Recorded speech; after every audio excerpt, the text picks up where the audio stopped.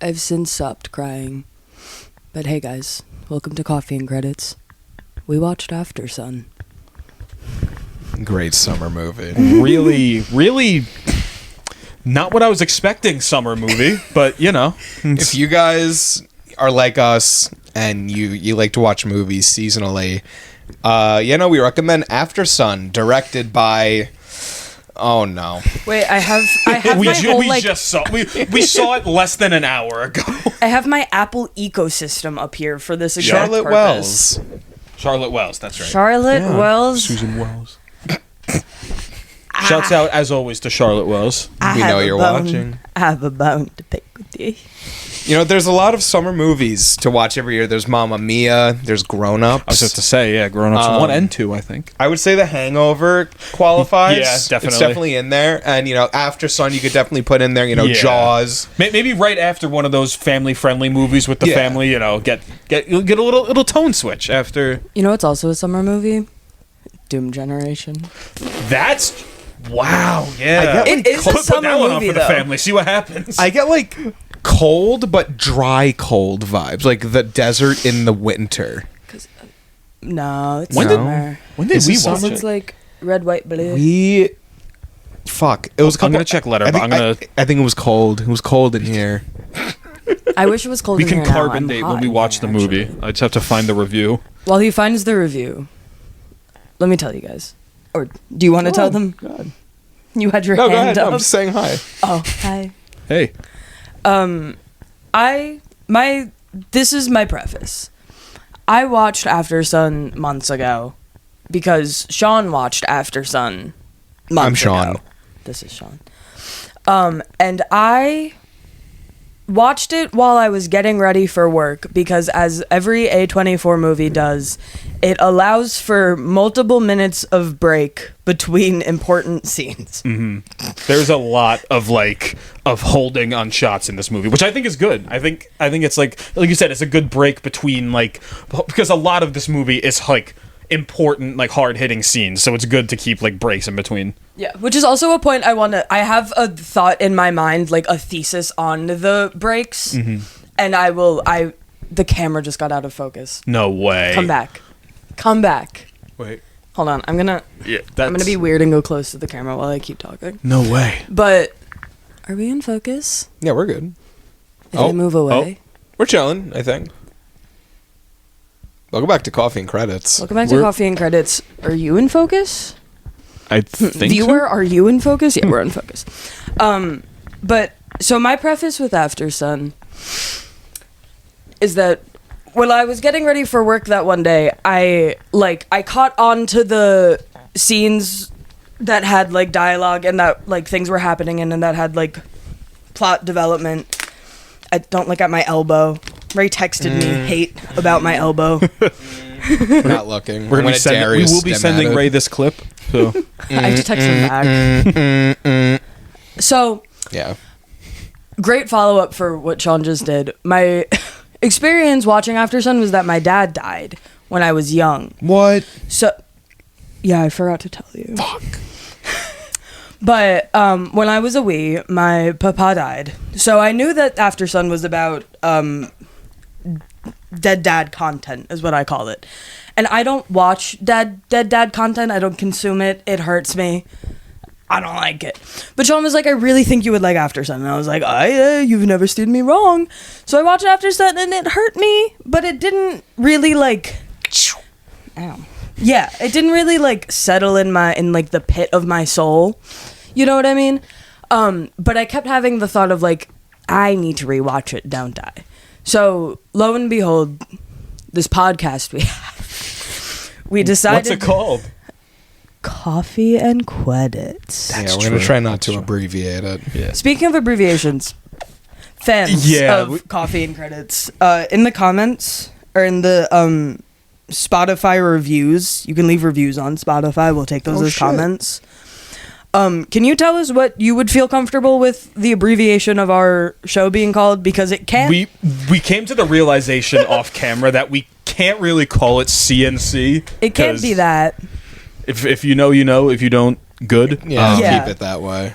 And we tried calling it cack before, and that sounds bad and weird. No, I think C and symbol C is like fine. But we can't But, yeah, say that in like our voices. C and C. Oh, yeah. It sounds too. Yeah, no, you're right. I think we CC. write it out.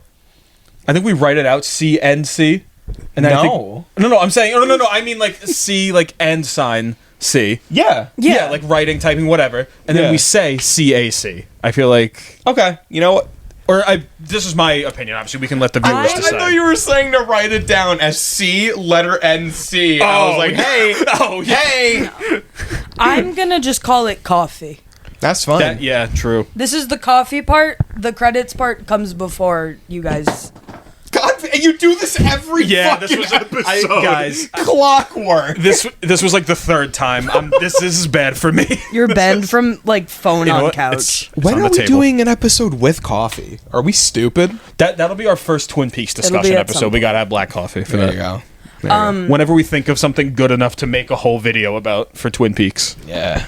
Exactly. If anyone's watching the video and keeps seeing me readjusting myself, I cut a sweatshirt into a t-shirt and it looks weird on me. So if you're thinking actually? about it, I'm thinking about it too. Oh, shit. Yeah, it's like soft and kind of warm. Oh, nice. Oh. Thanks. We should Where get were back we? to the movie. So okay, my sentence that I never get to finish. Wait, I'm so sorry. If I don't say it now, I'm never gonna get it out. We watched Doom Generation December 14th, 2024. That sounds right. So it was cold, Yeah, but it still is a summer movie. I agree. I still like think. it for the sum. Okay, The sum. back on track. Back on track. Dead Dad. Don't consume Dead Dad media. Consumed Aftersun. It settled in me in such a way that currently Mulholland Drive is settling in me where it's like I need to rewatch it because I know I like it. But the thing didn't click. And today during the rewatch of Aftersun, oh boy, did it click. Oh, it clicked in a way. It clicked in a way. It clicked in every way, you could say. Yeah. And because my brain is the way my brain is and I was raised within art school, knowing that we were recording an episode after the movie, I like thought about it in little topics. And like little thesis statements. That's the real podcast brain. That's like Exactly. That's the shit you can't get anywhere else. That's That's the stuff you're born with. That's how podcasters are born. true. We were destined to be podcasters. That's sad. Hey, we're but here. like really cool. Yeah. Let's make podcasting cool and acceptable again. That's what I'm saying, guys. That's like we gotta Let's do make it. it. No one likes podcasters. let's be the first podcasters ever that people like. Yeah, there's no one else. Nah, there's a few good ones. Yeah. Anyways, we're Coffee and Credits brought to you by Salesmen After Hours. True. Not an LLC yet, but I'm Soon. trying to figure out how to get us into a company. I could fill out a form for it. Anyways, I need to like. I'm getting distracted, so I need to be seated in a separate place. The first topic I want to discuss is like why the movie is named Aftersun, and my topic title is just the idea of like love and intimacy through like post fun care sounds weird, but like post like high adrenaline activity care. You know what I mean? Like literally the idea of putting on Aftersun or like sun iodine or like whatever you call it and wherever you are. Yeah. But like at the end of the first half of the movie, at the end of every day of their vacation, you would see them putting on Aftersun on each other with like the little cotton pad. Yes. Yeah. And then like in the mornings you would see them putting on sunblock for each other. And I just like there was a moment where because she was 11. Oh dear, what was her name? Sophie. Sophie. And like Sophie. Sophie. Yeah. But there was a moment like towards the end where she like felt a little like embarrassed to have her dad putting sunblock on and she wanted to do it herself. But it just made me think of this idea of like even when we like were embarrassed as kids and like teenagers to like have our parents help us putting sunblock on, we still grow up and like ask our friends to help us put sunblock on. And it's just, I just like, when I first watched the movie, I didn't think the title was as profound as it like is. And now that I had time to think on it, I feel like the idea of like centering the movie around this like care that you take for someone when they are burned or when they are hurt or like XYZ, like it's just such a profound little thing. And like the little details of them putting on Aftersun is just so like tender and caring for a movie that brings up really kind of like gritty feelings. And I feel like the idea of the Aftersun is the only thing that is inherently very soft about the movie, while it's still just like Aftersun is used to heal a fucking burn. So, but it's all in correlation to Under Pressure, the whole dance sequence at the end there. Like the fact that through like little acts of love you can show like a lifetime of like, you know, support and warmth and appreciation for somebody.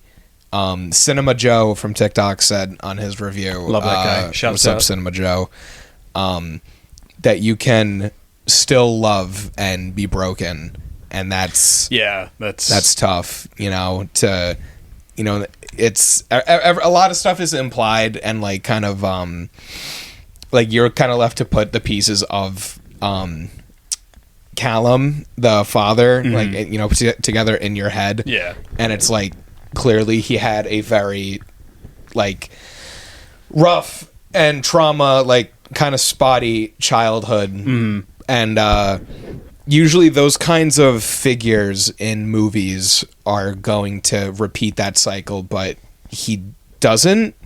At least I don't think he does. Because my takeaway from my first time watching the movie and the second time was that what we saw, like the movie we saw, was a romanticized version of that vacation of an older Sophie, like looking back on it, because that's what people that's like a trauma response to literally change the past to make the present feel more comfortable. I don't think anything, like, if I'm correct in this like thought process, I mean, there's, you know, it's all subjective, but you know what I mean. There's no correct. I know. Like, I don't think anything like horrific happened on the trip that we didn't like see, but you know, you could definitely tell that she carries like some scars with her throughout her life, and then she like looks back on them when she's older. It's like, fuck, it fucking hurts, man. The whole thing with Callum being like, you know, not that I want to be too vulnerable on the internet, but hey, maybe one day I'll be a major fucking director and someone out there will find this in the global internet zeitgeist. But for me, it brought up the very disturbing and potential reality of like, how much is my trauma going to bleed into my future children? That's like not a very comfortable thought. No, yeah, it's to sit with at all. And I think Ayo Edibiri said on Letterboxd, geez, we're a huge Letterboxd episode, that the director, who do we say her name was? Wells. Catherine? Yes. Charlotte Wells. Charlotte Wells. That these are very, like you said, gritty and like a lot of painful and hard to swallow themes. Yeah. But she said something along the lines of Ayo said. She said that Wells like holds your hand through it very gently. And it's so warm even when it hurts. Yeah. No, and it takes a very special soul, a very special creator and auteur to like make that happen, and to be able to, I think, like make it as like clear as Charlotte does. Like I think it's very obviously, I'm sure I'm correct on this, it's clear that there's like a lot of sort of personal like touches, like personal influence, I guess I should say. Yeah. I'm sure, yeah. I haven't like I didn't do my required reading. There's 3 pins that I've put, and I swear to God, the train is like going to all the stations. But I was watching so many David Lynch interviews this morning because I miss him. We all do. But he said something. He was asked about a film or about a director. He was asked about a director, and his interview was like, "Oh, do you like this director?" And he was like, I have never seen his work. I'm not a film buff." And that really stuck with me because I've always admired David Lynch as an artist for my entire like wee little life so far. But the idea that he is not a film buff and like doesn't like kind of, you know, like do like he doesn't know all the things that your typical like director would know. Yeah. You know, like I was watching. Oh fuck, was it Scorsese with his daughter? Yeah. And he immediately knew Mothra, and he was like, Mothra, the Japanese film, and he like listed Directed all the by facts. Honda. Yeah, Yeah. like there obviously a director like Scorsese or like whoever like will have like fucking every movie that came out since he was born to now memorize and like everything, and like I think it's like what is actually Harry saying, how David Lynch isn't like that, but he still manages to like be as much of a creative person as he is. So Yeah. cool. It's because like people like Scorsese and Tarantino eat, sleep, breathe, and shit movies. Exactly, It's yeah. so cool. You could see it, you could feel it in their work. And like my thing with Lynch and like the reason I've looked up to him for so long, like it, like obviously his films, obviously his art, obviously his paintings, his music, blah, blah, blah, blah, blah, blah. But just the way he goes about everything, and like he is not like he was. Sorry, that's sad. He was not well researched on every single director of every single film. And that's what gives me the confidence to speak on movies, because I feel like I have a wealth of knowledge in the articulants to talk about them. Because I went to film school. Not like film school specifically, but whatever. But like You just got mad at nobody. I got mad at myself. I love arguing with myself. It's so fun. But like I like Catherine Wells. Yeah. Yeah. Charlotte. Charlotte. Damn it. Sorry, Charlotte. Wells. Charlotte. But like even that, like my favorite pieces of media, could I tell you the creators of most of them? Not off the top of my tippy head. But the feelings that they give me, I can talk about so in depth, and I genuinely did not remember that this was Paul Mescal. Paul Mescal, yeah. until when Sean said it. Such a good actor. Yeah, he's great. Like I can't put names to faces, but I can put feelings to events, and this movie as an event feels very feelingy, and to the sense of like it feels romanticized. I noticed so specifically in this watch of it there, because I don't think either of you have seen the Florida Project, right? No. Florida Project, another A24 film. A24, they I do. gotta add this to my A24 ranks. Yeah. Holy shit. They do, like, A24 does the damn deed. Say what you will, say what you wanna about A24, they do the damn fucking deed. And something they do so excellently is illustrating and describing childhood and childlike experiences. And in the Florida Project, it was fully from the child's perspective, and it was just the most magical, guttural, again, gritty movie that I have ever seen. And I love the Florida Project. We have to watch that soon. Catch the next episode. Not the next episode, but catch an episode of the Florida Project. An episode in the future. Exactly. But I feel like for the first half of the movie, it was from Sophie's perspective because Sophie had the camera. And then there was a moment, it was very brief, but there was a moment where she was on the camcorder recording her dad, and she gave it to her dad. Yeah, because she wanted to zoom in, and he said, Yeah. "Oh, here, like, hand it over." And he took it, and he was filming her for a little bit, and then right after was a shot of him standing on the balcony of their little hotel room, I guess, which we know is very high up, but it doesn't look very high up. But he's standing on the balcony with like this like superhero fucking pose, and I think that's the moment that it kind of, I hope no one sees my feet. That's the moment where I think it Gotta kind pay of for that. switches to his perspective, and that's when it gets a little grittier, and that's when you 'Cause I hear, think- yeah, I think right after that is the karaoke scene. I think, or soon after. Definitely after. You're saying when the switch happens. It's I think- soon after that. yeah. We literally just watched it. It says a lot about us. I think it says a lot about the movie that we can't remember because my feelings are high, my thoughts Yeah, and it's recollection is small. But that's like when you see him, like Billy said, like kind of not participate in the karaoke thing with his daughter that she alludes to he's done for years and years and years before. And I have a hiccup. And that's when you see him walk into the ocean, fuck up his shoulder, and oh my god, hiccups. And like essentially for lack of better phrasing, lock Sophie out of the room. Like he wasn't intentional about it, but like he was fucked up, you know. But my like, because again, my papa died when I was wee, but trauma when young makes you remember clearer when young, or less clear depending on what happens to you. But I remember quite clearly my perspective of my dad's cancer, and like I don't know what's the dad's name?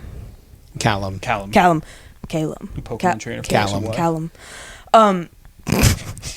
Like I don't know what Callum died from because I don't think they explicitly allude to it in the movie, but my takeaway is that he died from cancer. Or I figured suicide. Yeah. That's what I figured like immediately, like right out of the movie, but like thinking about it now, because I feel like there were some portions throughout the movie where like he didn't look or act sick, but I feel like he was constantly alluding to like being tired. And Yeah. like, Oh my God. I know that's Because when fucking Sophie was on the bed, yeah. she was talking about like when your bones just feel like they don't work, Yeah, and you're just so like it's like the fucking weight is like unbearable, and it's coming from like her age is kind of like, well, she was 11. She had just turned 11. Just turned 11. Like for an 11-year-old to say that it's incredibly profound, but for her father, who you know is clearly like traumatized from whatever was going on in his childhood. Her father, who's going through like like in her mind, her like that entire experience is just like being tired at the end of the day, Yeah. and for him, it's like it's his like trauma, it's everything that he's gone through, and It's so like fucking tough, man. well, it's kind of like that juvenile first experience, because she also like she has, like I said, like when you experience trauma from a young age, you're forced to grow up really young, and she experienced, or again, it's alluded to the fact that she experienced their divorce when she was really young. Her parents' divorce, obviously. yeah. And like there's just so many points in the movie where I know this director and the people working on this movie, or whoever it was, magic fingies behind the action, had a father die at a young age. I knew I was gonna cry, but don't look at me. Shut up. Go away. That was my Letterboxd review, by the way. But the moment where she just goes, I just feel down, and she doesn't say sad. She doesn't say tired right out of the gate. She just says down. And I remember for the first time trying to tell my mom that I was depressed, and I remember saying, I feel so low. And I don't know why, but it's like I just can't move my body. And the way she describes it is like that of an emotionally intelligent child that should not be emotionally intelligent for a child. And like there's like when she's describing this feeling, like these are my points to why, because it could be cancer, it could be suicide, it could be a combo, you know? And like my dad died from cancer. So I have the experience of having a dad die from cancer at too young of an age. And like there were just very subtle things in that, like when she was describing how tired she felt, he didn't like really pull her any direction, but he spat at himself in the mirror. And that was such a fucking like damn. Yeah, like he like spat at himself, and then immediately like he's like back up, like okay, like let's go, like let's like he gets whatever else out, and then he's just fine for. And it feels fine, like but you know what I mean. It feels like this like very angry, like I am dying and there's nothing I can do about it. Like, and I remember when I was younger, my family would always tell me how angry my dad would get because he was dying, but I didn't see any of it because I was a kid. And this movie just gives such an insanely beautiful perspective on actual how did it get there again? I forgot. You gotta be studied. Billy's in a timeout. You have to pray. Pray to whoever you want. But He's praying to his phone. please don't fall again. Please don't fall again. Please don't fall again. Fuck. But like the movie does such a good job at showing, like, again, whether it was cancer, whether it was suicide, whether it was a secret third thing, it just shows this idea of he knew he was going to die. And I think that, like, the spitting in the mirror kind of thing, the not going up with her for karaoke, the not really caring if she made it back safe kind of thing. Like, again, cancer, suicide, it's arbitrary. He knew he was going to die because those are the actions of someone who needs to separate themselves, who knows they're leaving and needs to separate themselves because the hurt of being so close to them while you leave is so much more than if you were to separate yourself. And that's such, like, it's such a crazy psychological thing that I was told in my wee days of, like, learning how to cope with, like, friends moving away and stuff like that. And, like, I felt like since he knew he was going to die, he was trying to push himself further and further away from Sophie so that the hurt wasn't as intense. And that psychologically is a subconscious thing. Like, obviously he wasn't trying to push his fucking daughter away. But, like, just the sentiment that he knew he was going to die and he just let Sophie, like, live and breathe and, like, XYZ. And, like, my only point for, well, it goes for both. You know what? I think the way he dies is arbitrary. But, in the, like, flickering, The end dance scene. Yeah. When it's flickering to adult Sophie, and I can only assume, like, either her grasping at the memory of her father or her, like, watching her dad die. I can't tell which. Like, he just looks so pale and so sweaty and so, like, drained of Yeah. life. And, like, that's just exactly how I remember my dad being all of the time. And there was never a time where I saw him look physically well, but he never let me feel that. And that's exactly how it feels, like, how their vacation was, you know what I mean? Where we knew he was in so much pain by the end of it. Like, so much excruciating pain, but he still wanted Sophie to have the time of her fucking life. And, like, it's just such an interesting perspective to see, like, or to realize at my big age of 23 that, like, I never thought about until this movie how my dad was coping with, like, leaving his child. Hey. And, like, I would include my mom, but that's complex and we're not getting there. But, like, I can only imagine, like, the only sign I saw of how serious it was and, like, how big and complex the feelings were, like, seeing or hearing my uncle, like, screaming at his mom, my dad's mom, like, screaming at his mom and, like, just in a fit of fucking grief. And, like, I was, like, ushered out of the house. Like, I wasn't allowed to hear that. And, like, I was so protected only to be left with, like, questions and confusion and pain. And, like, all of this to say that I think the movie does a really excellent job at showing how you can kind of handle grief and handle losing a parent in such a way, and, like, that goes for the child and the parent, like, how to handle that situation in such a way that is, like, so human and normal and necessary, but I feel like might seem so strange from an audience that, like, hasn't gone through that, where, like, even, like, the, like, throw bread at the people and run away, like, that's such an insane memory to have that if he were not to be dying, I don't think he would have done that.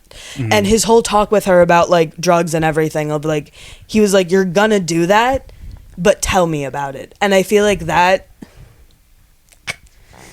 sentiment is not necessarily what a parent who knows he's going to live, or who assumes he's going to live his whole life, that's not really what that dad would say to an 11-year-old, because that kind of gives a level of allowance. But if he were to die, which he did, it then leaves her with this acceptance of like, so I can tell him because he's always around me, so he always knows. Which I found out like 3 years ago, that apparently my dad was a fucking pothead. And it just makes me, and like my mom didn't let him smoke weed through his cancer because she didn't want it in her house. Again, complicated. Moving on. Couldn't even let him enjoy a fucking spliff. For real, I think he smoked at his friend John's house though. That's what's up. John C, if you're out there, can you do my taxes again next year, bro? Shouts out, John You stopped C. doing my taxes.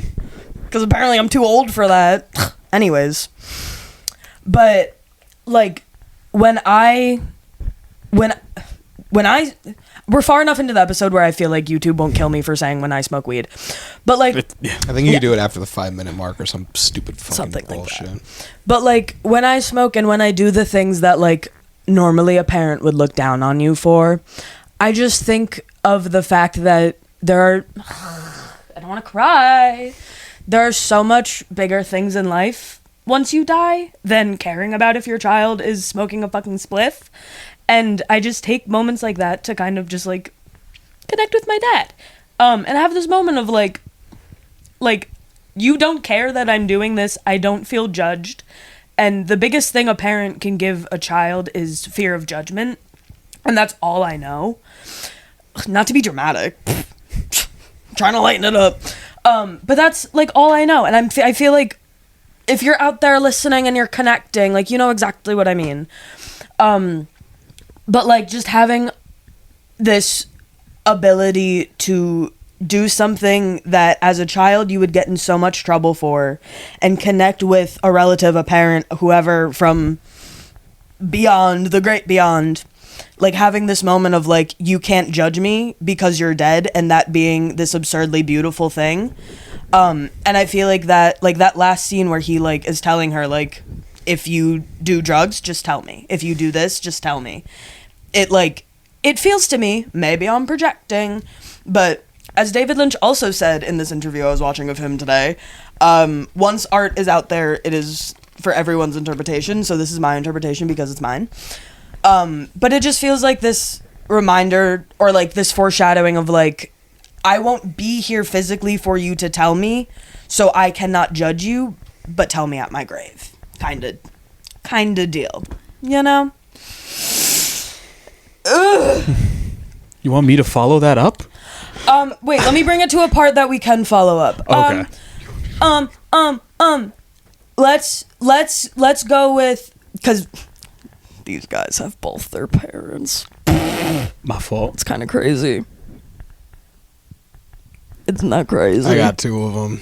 They both got 2 of them. I have a dog named Barely, and he's a Chihuahua. That dog's sick as hell. I gotta meet. He's fucked up, fucking dude. shitty. He sucks fucking shit. We'll have a after hours interview with my dog episode. Let's go. I gotta talk shop with him. He's just gonna bite your hand. I'd like to see him try. But it'll be like a... Enough about Barely. I was gonna say with Sophie, I think what I love about her character so much is that like there's very few things on this planet where I could say like we all have something in common, but the 2 things I know we all have in common is that we were children and that we will die. And Big on that. I think what's beautiful about Sophie's character is that I would say about 99.9% of the human population can relate to her feelings in this movie, because she never outright says them, but like you can like actively see her throughout the film, like be like even in the smallest, like most minute ways, like she feels so small because of her age, and she wants so badly to just skip to the part where she's an adult. And even when he tells her that they can't do like the paragliding thing because she's too young, and like the fucking very beginning, I think, or near it. like there's so many little instances, and the one that stuck out to me the most was when they push that couple in the pool and everybody jumps in, and she's last to jump in, and she sees them like these teenagers, like, you know, they're making out, holding each other, and she's like, I have no place here. Like I'm not actually one of them, like, at all. Yeah. Like, she has no fulfillment in being 11, because when you're that young, all you could think about really is like, what's next? Because what child is present? I don't think any of us were. We all just kind of I'm present now. Fuck no. Yeah. I don't know what presence is. But even like the karaoke scene, I feel like that was like that kind of like, if you haven't noticed it yet, here's this giant fucking thing. Because I feel like every kid, because like I was not confident enough to go up and do karaoke by myself as a wee little baby, but I feel like every child can relate to that. Like, all eyes are on me and I'm doing something big, and it's big, and I haven't done this before by myself, and everyone's looking at me, and I don't have my parent to hold my hand, and like, holy shit. And like, just the way, and like Sean, he always brings up the point of like, this is the Biddy Sophie, like that's her first acting role. Yes. Insane. Which like Huge point. And like the way she conveys childhood awkwardness. Frankie Corio is the actress. Excellent Shouts out, fucking actress. seriously. Yeah. I Insane. think, yeah, the way she conveys that, like, exactly what you're talking about, like, that small, like, holy shit, I'm experiencing the world, but I don't know what any of it means. Coming of age, I'm 11. Like, having first feelings for human beings and, like, all of that. Like, she wants to grow up, but then she sees growing up as, like, drinking and, like, kind of abandoning your childhood, but she... Like, what she doesn't see is the experience of getting to that point. And, like, it's just so easy to feel her feeling of feeling lost in the world. And, like... I think on that point, just super quick, I think there's something to be said when she gets the bracelet from the girl at the end, and she's like, oh, like, here, like, I'm leaving tomorrow, you're still here a few days, whatever, now you can get, like, whatever you want. And then, like, when, like, the bartender or whatever comes up, she orders, like, a soda. Like, like, even when given the option to, like, hey, if you want to, like, be older, this is a perfect chat right here. And... It's like how she was looking at, like, all these people hooking up. I don't even think it's that she... Like, this is kind of like, I need to navigate this really well because the character was 11, but I don't even think she wanted to, like, do these hookup things, but she just saw it as something only older people can do and, like, envied that. I don't think she really cared contextually, like, what they were doing, because you see her kiss this boy for the first time and her eyes were open. Yeah. She didn't give a fuck. Yeah. She was looking at the kids tapping the window above them. Because the first time he interacted with her that night was a joke. Like, grabbing her, whatever, was a joke. And I think, literally, like what you said, like, she just didn't care. Because to the point of, like, she is just experiencing so much emotion for such a little brain and body. But a brain and body that understands the complexity of trauma and understands the complexity of loss and change, where, like, she had what is supposed to be such a pivotal moment in, like, any young girl's life, like, their first fucking kiss. Like, she just didn't care. And, like, that is just, like, even the fact that she was trying to hang out with teenagers and, like, older kids the entire time and would just reject, like, anyone her age, just really strikes a fucking chord in me, because that's how I was when I was a biddy. And, like, I've never had friends my age until college, where I was forced to have friends my age. Like, even in high school, I was friends with all of the seniors, and, like, seniors and seniors and seniors, until I was a senior and I mentored freshmen. And that's what I did in college, pretty much. But, like just the idea of wanting to be with older people because she gets it. She knows, like she understands. She can hang with the older crowd because mentally she is that complex. But She can hang, but she can't hang. exactly. Like she's too bitty. Like they don't take her seriously, and all she can get is, what was that kid's name? Michael. All she can get is Michael, who is kissing her because his friends said it would be a funny joke.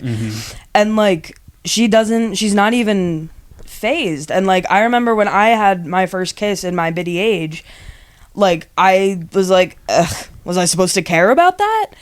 And like I remember just like I've lived my whole life thinking like, am I supposed to care about these giant monumental things happening to me? Like even my college graduation. Not my college graduation. That was a huge thing for me because XYZ. My high school graduation, albeit COVID, ignoring that part, like I like didn't care when I graduated high school because I was like, okay, I've done harder things than going through college. I mean, high school. College is hard, guys. But like the emotional maturity she has versus her dad trying to get her to be a kid versus like him also trying to like cope with his big age and like his assumed loss of life is just such a fucking like, for a movie that has so many moments of being like calm and silent and giving us moments of like rest and thought. By God, does it say so much? On that point, quick, I'm thinking of the scene on like the charter boat, like the fishing boat or whatever, when he's talking to the guy, and I forget exactly how it comes up, but when he was talking about like what he was gonna be doing like when he's 40 years old, and he said something along the lines of like, oh, like I don't know if I'll make it, or like I don't know if I'll be at 40. Yeah, I'm surprised I made it to 30. Yeah, Yeah. it was something along those lines. But it's more on that, like the thing you were talking about. Yeah. Did you have a point? You had a breath. No, that was just Oh, a okay. breath. When podcasters hear a breath of Yeah. air. But like that to the point of like he knew he was gonna die, you know? And like even in like as I, a wee suicidal baby, trigger warning. I was gonna say we gotta put some at the beginning of this episode. Yeah, we'll put a thing. But as that, like I did not see my life past the decade, you know what I mean? Like past, this is a little dark, but like past 10 or 11, or past 18, like past 20. And now I'm 23 and I'm confused and scared. And I know a lot of kids who grew up like that can relate to that. Because one, I went to art school and I found a lot of people like that. Because we all become artists. But like also just having that view of life, like there is so much that I can't bring myself to like care about because I'm so fucking focused on trying to like keep it going. And like it's so hard to both relate to the child and the adult of a movie because like it's just and like to the point of like will you be able to have a fulfilling life with kids despite the trauma you endure when you are coming of age? Like to anyone out there who's struggling, you will, because as David Lynch says, art is not created if you are in pain and feeling sorrow. Good art. Exactly. And like I feel like this movie just kind of proves that like you do need to like keep going at least just to see, and once you see, that will bring you some assuredness that like you can keep going and you are warm and like you are like living, you know what I mean? Because especially like Sophie, from like a child who went through that, and as like me, a child who went through that, like the most important thing is to keep going and, like, not reproduce in the term of having a baby, but reproduce creatively, reproduce your ideas, like, teach others, like, give to others as you want for yourself. And then if you fuck with it, reproduce, have a biddy, have a mini you. Because fuck the shit that went on in your past. Having a biddy means that you got through that and you know enough to teach them to protect themselves when they go through it, because trauma is inevitable. You just need the tools to protect yourself through it. Type shit. Yeah. But my last point on it is the moments of rest that they give, because it was so fun watching it with you guys. As fun in concept, only in terms of this thing. But I mentioned the other A24 film that loves its silence, Ghost Story. One of my favorites. Anyone who's watched a Ghost Story knows exactly what I'm talking about, but it's mostly silence the entire time. And, like, the moments of silence... Now I'm not talking about Ghost Story anymore. That was just me liking it. The moments of silence in Aftersun are so much in the beginning, but then by the end of it, when it's flashing and it's like love such and like I'm like heaving, crying, and you feel like you can't breathe, like those are the moments when you feel like you need those break moments, and it makes you feel like you took it for granted in the beginning of the movie. And I feel like that just like really like drives that stake home of the idea of the movie of like, love your loved ones, hug your loved ones while you fucking can. Because as a we who has few family, appreciate what you have while you have it, because very soon you will be in a flashing room trying to grab onto the idea of your family members and friends who have died. It sucks. But yeah, that's Aftersun. Yeah, the visual, my last 2 points. The visual of Callum dancing with the flashing lights and then kind of like blurring the line between like the movie and the strobe effect. Like you could see, like in my eyes, the strobing effect was what was actually happening, what actually happened on the vacation, where like he wasn't like fun drunk, he was like sloppy, gross, public embarrassment drunk, or at least that's how I thought it looked both my first and second time watching it. It's like that, it like cuts even deeper, because like clearly the more he's in pain, the more he's gonna drink, and it fucking hurts. And my last point is I think it's really cool that Sophie ended up being somewhere under the queer umbrella in her adult life, because again, this is also something I'm going to try and navigate here. I've always kind of thought that, and by the way, I'm queer, so everyone on this couch is. You're in safe territory. Happy Pride Month. Yeah. Yes, true. Good shit, guys. Seriously. Keep it going. I've always been under the interpretation that queer people kind of function differently than not queer people.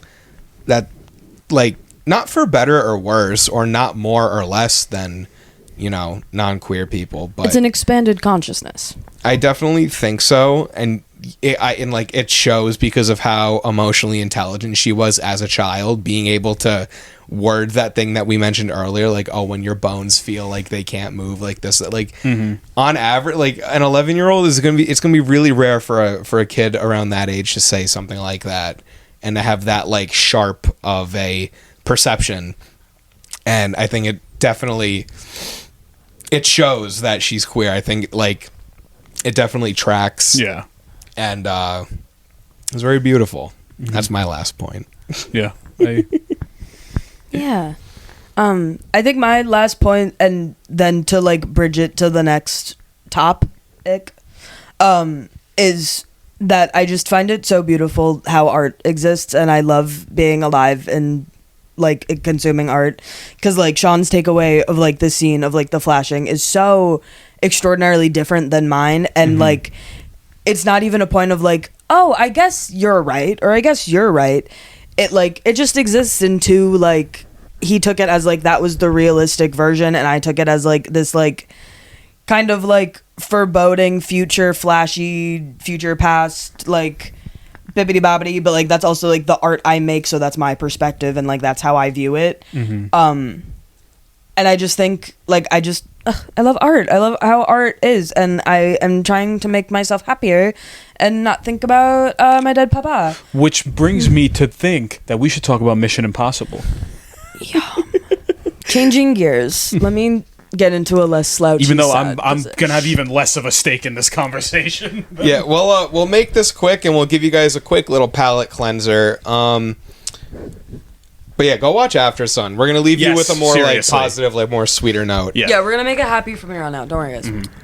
So me and my papa, my father, we showed Chelle Mission Impossible 4 through I guess 7. 4, 5, 6, 7. Yeah, sounds right. Yep. And like, you know, that's sacrilegious to a lot of people, but I don't really fucking care. Sorry. I'm usually I'm a purist in a lot of ways, but Mission Impossible isn't one of those things. Well, may I interject for about a moment? Because in the 3 years that me and Sean have been dating, the purist notion has been puring. That's the app we use. Exactly. We love Notion. We love Notion.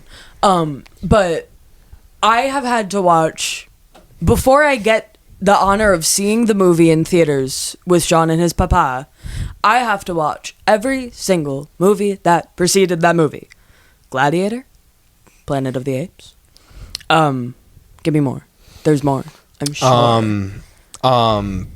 Did you watch Fury Road first, or did you have to watch Mad Max's? Yeah, to see Mad Furiosa. fucking Max's? Yeah. Which obviously changed That my paid fucking off. life. So, but like, all that to say, like, I'm not an action person. I don't get excited for action movies. Thank God I didn't make you do it for Thunderbolts. Jesus. Yeah. I wouldn't have. Hundreds of hours worth of I would have just went to see Thunderbolts by myself.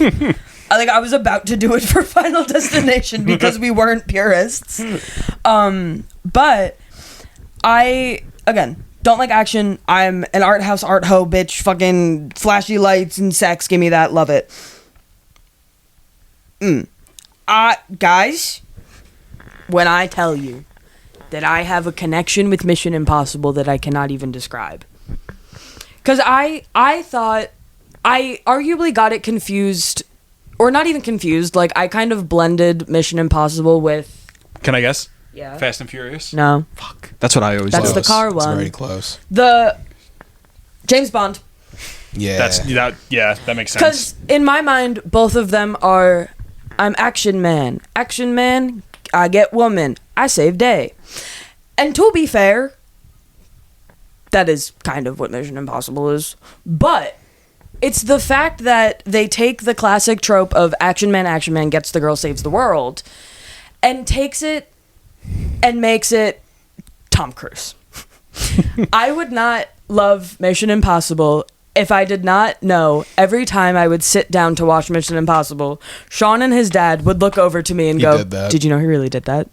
He really did. Did you know he really did that?" Did you guys know that in The Two Towers when he kicked the helmet, it was Oh actually... no! I actually never knew that. I never knew that. That Aragorn actually, yeah. Billy and his fucking... Yeah, I had a very, very long-winded and grammatically incorrect in a lot of ways because I was very stoned. Letterbox review for this. Follow me on Letterbox at GelpoGrits54, capital K, capital G. CHELL3R0SE. But true. I have a lot to say about Tom Cruise that I'm gonna streamline. I really I'm being dead fucking serious. He would be my favorite actor. Period. End of sentence. If he wasn't a Scientologist, but you know, if I can look past that, and I can. As for right now, we don't know what the future holds. Never do. He loves this shit. Like, he loves other people going to the movies. This isn't like, I'm sure a lot of like satisfaction comes from doing what he does. doing these stunts and getting people to the movies, I really do feel like it's more for us than it is for him. If I had to assume, I don't know the man personally. Tom, if you're watching, I'm right here. We'd love to have you on. Seriously.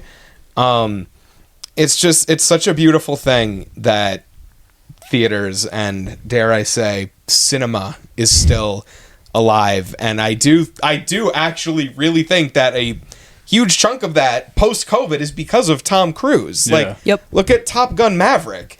That, I would say, was the pinpoint post-COVID that people started going to the movies again. Yeah, because that was like, I think that was like what? That was summer 22, right? Yeah, it was 23. It was 22, I think.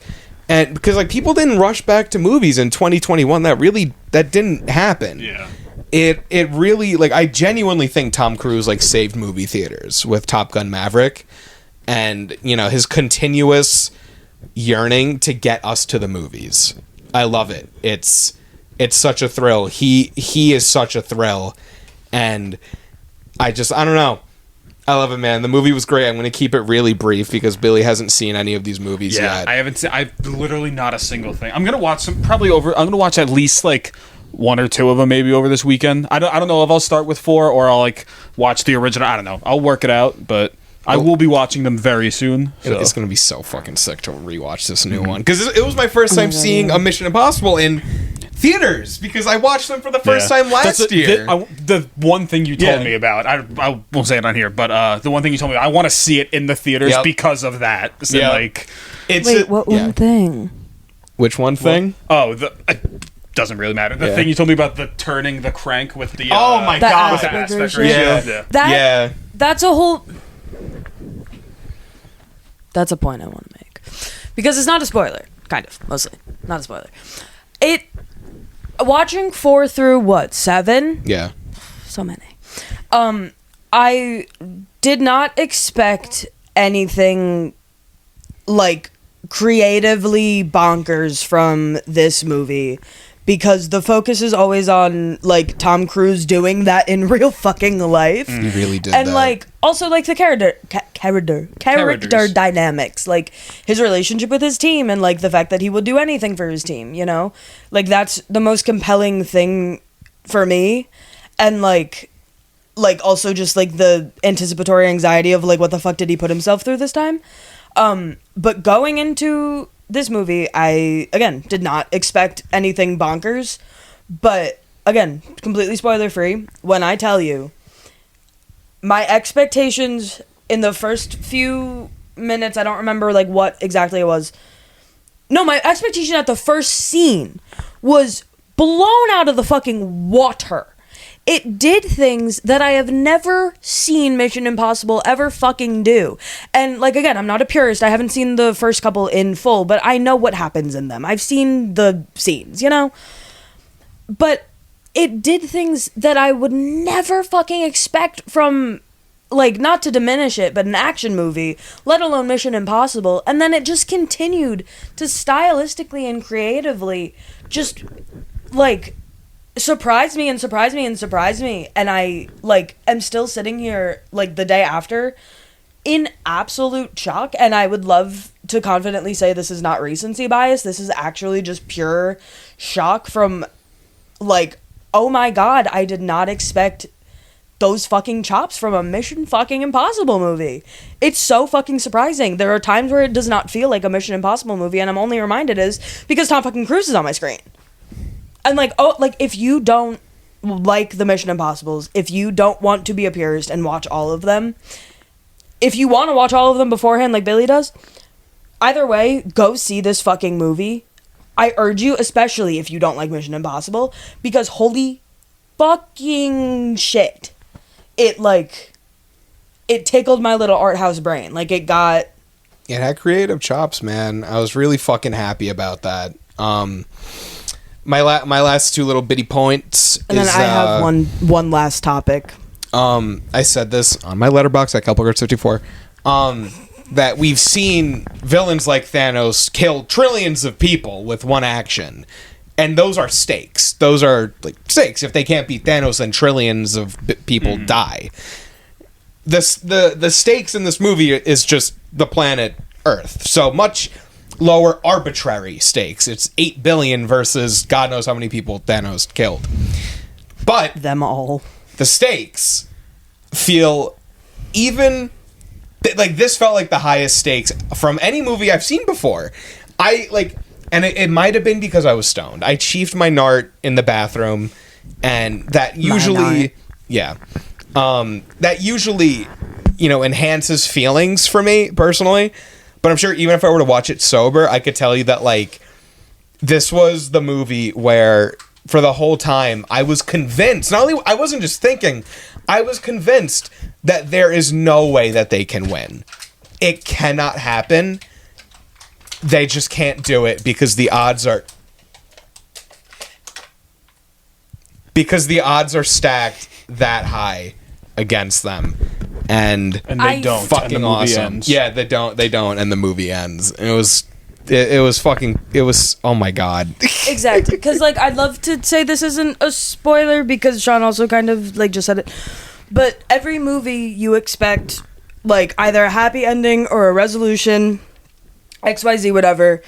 Like even when stakes are scary, like I remember seeing Endgame, I guess, in theaters. You did? I think so, yeah. I was brought by my friend group. Like the original, like my group of friends that we would see movies and then critically analyze them. My original, all of our pens just fell over. All of our narts just fell over. Like that first group just kind of like took me to see it. And like the whole time I was like, man, this is scary. I hope they're okay. And then I don't remember how it ended. I don't really care enough. Sorry. Famously, nothing at all happens at the end of that movie. Oh, because it ends like with the right? Yeah. Close enough. I don't care enough. But like that was one of the movies that like ended in the bad way that you didn't expect it to end. But this is a movie where you're thinking of Infinity War then. Yeah. That was the one when it ended with half of them fucking turning to dust. That one. Yeah, okay. The breeze that I just gave you, I need. But like that, I was like, oh, like I remember leaving the theater with the feeling of like, I don't remember the name of the movie clearly, but I remember leaving the theater with the feeling of like, okay, they're all dead. I'm moving on. But this movie, I was on the edge of my seat. The girl next to me, who I did not know, shout out her. I was metaphorically on the edge of my seat. I was sitting like this. I think literally for 2 hours, this girl was like this. Just fucking to our Spotify listeners, like, I'm leaning forward. After the first fucking scene, she was dialed in quite literally the entire time. And I shit you not, to everyone who goes to a movie theater, do that. Do that. Makes it better. That honestly. makes me feel more comfortable to then scream fuck, fuck, fuck, fuck, fuck, fuck during the IMAX giant peak of the audio. But like I did not for a second think that this movie was going to end the way it did. Because I felt so much doom and panic, I genuinely thought my heart would stop during the movie. The biggest takeaway, this is my second bitty point.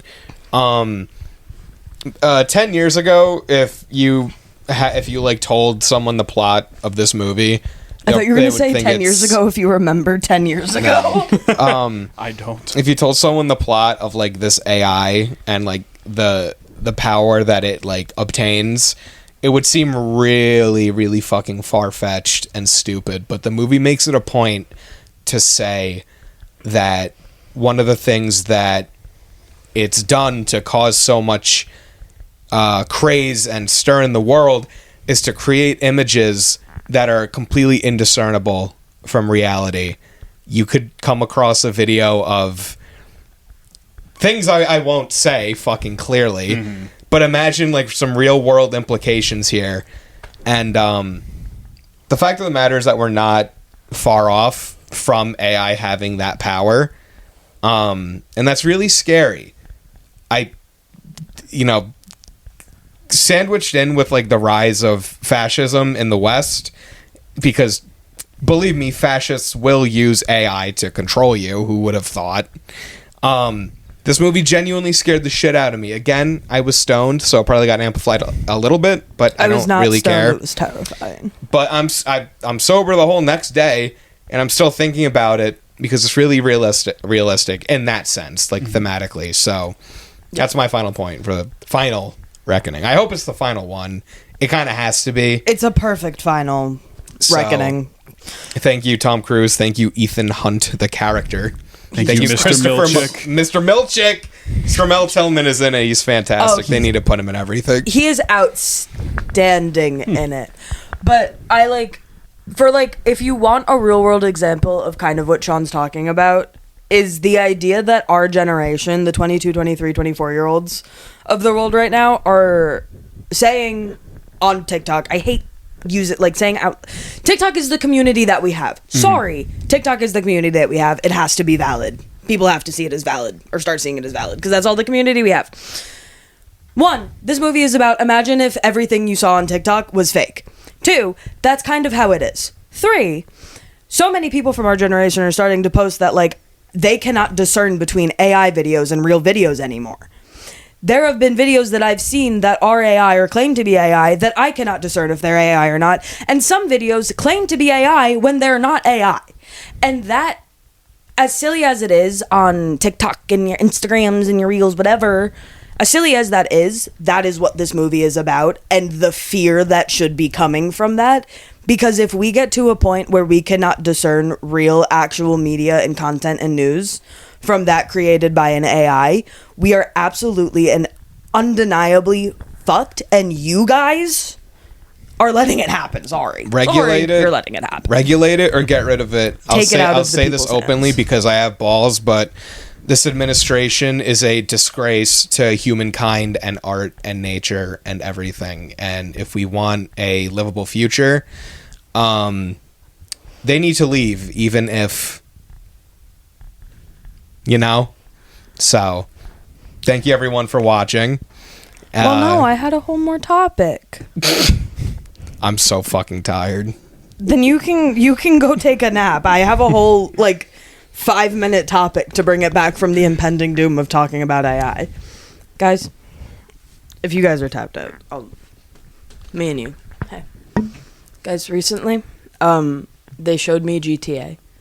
That's true. So I've been getting into GTA. My friend Ange asked me what mission I was on, and I've been thinking about that for a couple days because I still don't really know what that means. There are missions in the story mode. Like they tell you to do things. In the story, not in the online mode. The one that we're playing, not there, but in the regular, the single player. See, I play online, and I have Billy put it on the setting where no one else is allowed in my world. It's just me. And so I get to fly plane and drive car and steal other people's car. And I just think... Don't leave out the murder. You've been killing a lot of people. Well, that's my whole point. I just think... And now stay with me, everyone. I think... As a 23-year-old who's discovering GTA for the first time, it is the most beautiful and wonderful thing in the entire world. I can do anything that the bad people of the world do on my screen. I can steal. I can use gun. I can drive a car because the government also won't let me have a car. It's just so magical and wonderful, and I love being whimsical and I love being alive for the time where I can drive a car and shoot people in a little screen and have no repercussion because then I can just call a man and have him get the cops away from me. Isn't that so magical? I just think that's magical. But my point of all of it is that I feel like I am returning to the age of being 14, and we were 14 in 2016. Kind of bars. Yeah. I know that for a fact because I did the maths. But everything's scary. I'll end it with this. Everything is scary and everything is sad. And there's very little peace anywhere. But pick up something from when you were 14. Not like being dramatic and suicidal ideations from when you were 14, but pick up GTA. Pick up, I don't know. When I was 14, I don't remember a lot of it because it was really scary and dramatic. But I listened to a lot of theater songs when I was 14. I was listening to some Suddenly Seymour this morning. Made me feel young and alive again. And everyone is jaded with life right now, and no one's hiring, and no one wants to keep going in the world and economy we're going in. But find peace in a little corner of the internet where it's not scary and filled with scary things. Like us. And go to the movies. Please Like escape us. and go to the movies. Exactly. Escape and go to the movies. Escape and create a fun page on Notion, because that is what I find peace doing. Escape and True. drive off a cliff in GTA, because that's also what I find peace doing. True. And like take all of the hate in your heart and fear in your soul and go drive around in GTA and steal people's cars. I think that's what we need to do. Because when That's what I I'm was saying. 14, and I know that my friends played GTA like after a long day, and I was like hanging out with them or like texting them, they were a lot calmer as people. You know? Mm-hmm. Like there was a sense of like I got my rage out somewhere, but then it would like return in the next like 20 minutes because they were like adolescent boys. But now that we're like regulated adults, it's so nice to take my rage out on a video game. That's what I'm saying. And this is what I've discovered at 23 years old. The only video game I played until that point was Simpsons Road Rage. So, go to the movies, go play a game, get off your phone, And watch Salesmen After Hours. and watch Salesmen Coffee After and Hours. Credits. Or listen to Salesmen After Hours. We're still Salesmen After Hours. Yeah, we're But we're like Branch. coffee and credits. yeah. Who wants to be and? You can be and, okay. You don't look like an Do you want to be and. credits or coffee? It's up to you. I'm fine with either. feel I guess your coffee. I'll be coffee. Okay. I fuck with credits. Thank you all for listening. Yeah, this Thank you for listening to Coffee. and Credit. Oh. Guys, we just assigned the roles. Thank you for listening to Coffee. And credits. Catch us at Salesman After Hours on At all coffee- all socials. Coffee and credits. We don't have social media for Coffee and Credits. Not yet. But follow us on Salesman After Hours. We'll make a social media when you follow us on Salesman After Hours enough. if you're watching this, you probably have the link, so just go fucking click on it. Yeah. Thank you. Thank As you for I always listening. say, you're smart. You know how to find it. Yeah. Toodles. Good night. Bye.